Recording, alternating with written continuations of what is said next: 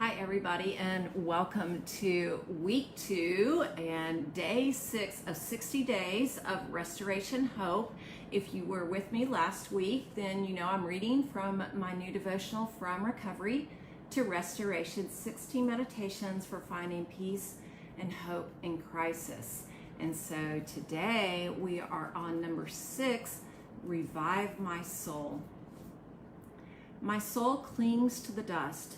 Give me life according to your word.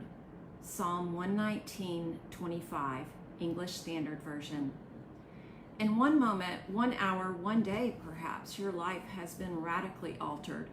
So altered that you're not sure you'll survive.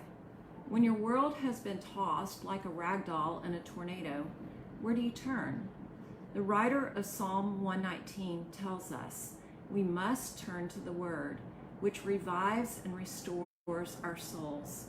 In this vast 176 verse ode to the word, the psalmist catalogs the circumstances of life which sent him there and proclaims the abounding blessings he discovered there. From him, we can learn how the word rights us when our world is not right. Even as the psalmist declares his love for Scripture, he also names the desperate need which drove him there. Maybe you can relate. Among the trials he mentions in Psalm 119, he has experienced exile on earth, scorn and contempt, soul-melting sorrow, and the dread of reproach. Psalm 119, 19, 22, 28, and 39. His soul clings to the dust, perhaps because of the evil-minded people who have lied about him. Psalm 119, 25, 115, and 78. He has been ensnared by the wicked and known the faithful affliction of the Lord. Psalm 119, 110, 75. He has been oppressed, persecuted, and despised. Psalm 119, 121, 161, and 141. And he has gone astray like a lost sheep. Psalm 119, 176. The Lord responds to his desperate need, and the psalmist declares his fervent devotion to the word. As he details the ways the word has restored and revived him, we see how it will restore and revive us in seasons of recovery. The word counsels and clarifies, lighting our way when we walk in darkness. Psalm 119, 105. It exposes false ways of life and leads us away from them. Psalm 119, 104. The word stabilizes and secures, revealing God's steadfast love and faithfulness in our trouble. Psalm 119, 75 through 77. Firmly fixed in the heavens, the word reminds us of the unchangeable nature of God in the midst of a changing world. Psalm 119, 89. The word saves and delivers, acting as our refuge and shield against evil-minded people. Psalm 119, 114 through 115. The word's rules give life, even as its commands bring freedom. Psalm 119, 93 and 45. Finally, and most importantly, the word restores and revives us. It fills us with hope when we are afflicted.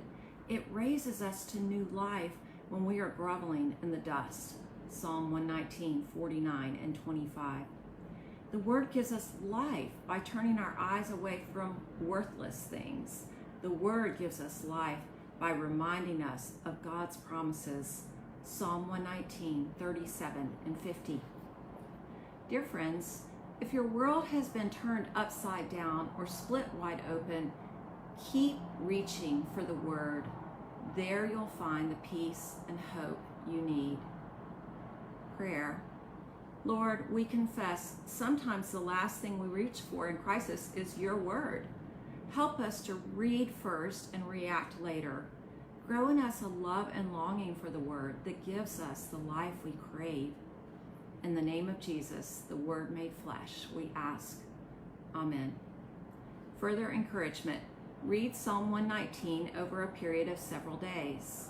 Listen to Speak, O Lord by Keith and Kristen Getty. For reflection, as you read Psalm 119, underline or write down words that particularly resonate with you.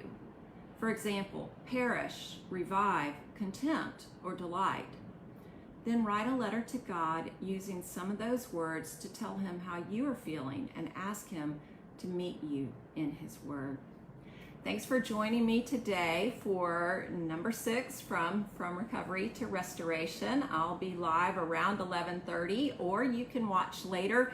If you missed some of these and would like to see where they're all together, there is a YouTube playlist. I'll put the link to that on my page. So if you would like to see the whole YouTube playlist that I'm making of all of these meditations, then you can check it out there. And please check out the book. Thanks for joining me. I'll see you again tomorrow. Bye-bye.